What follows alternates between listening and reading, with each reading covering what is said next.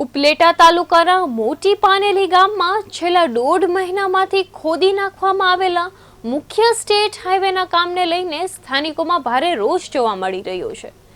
CC રોડની કામગીરી અત્યંત ધીમી ગતિએ ચાલતા ગ્રામજનોએ મુશ્કેલીનો સામનો કરી રહ્યા છે। રોડ ખોદવાના કારણે મુસાફરોને ભારે હાલાકી ભોગવી પડી રહી છે। સ્થાનિકોના અનુસાર રોડ પર પથ્થરો અને અવ્યવસ્થાના કારણે અકસ્માતોના બનાવોમાં પણ વધારો થયો હોવાનું લોકો જણાવી રહ્યા છે। બીજી તરફ ભૂગર્ભ ગટરની પાઇપો ખુલી અને તૂટેલી હાલતમાં હોવા છતાં તેના પર રોડ બનાવવાની કામગીરી સામે પણ સવાલો ઉઠી રહ્યા છે। ગ્રામજનો અને વેપારીઓએ તાત્કાલિક ગુણવત્તાયુક્ત કામગીરી પૂર્ણ કરવાની માંગ કરી છે, અન્યથા ગામ બંધ અને શાંતિપૂર્ણ આંદોલનની ચીમકી ઉચ્ચારી છે।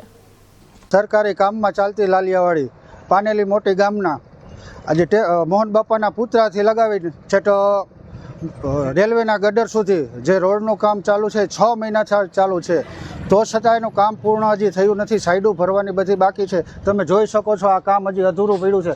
ચોમાસું આવે તો આ શેરીવાળાની બધા ઘર રેસિડન્ટવાળાની શું હાલત થાય, જાવું કેવી રીતે? આમાં નકરું પાણી જ ભરાશે। આજરોજ મોટી પાનેલી ગામમાં જે મેઇન રોડ છે ગામમાંથી બહાર નીકળવા માટેનો આજે છેલ્લા 2 મહિનાથી અહીંયા કામ ચાલુ છે, બરાબર। અત્યારે બહારથી આવતા માણસોને ખૂબ તકલીફ પડે છે।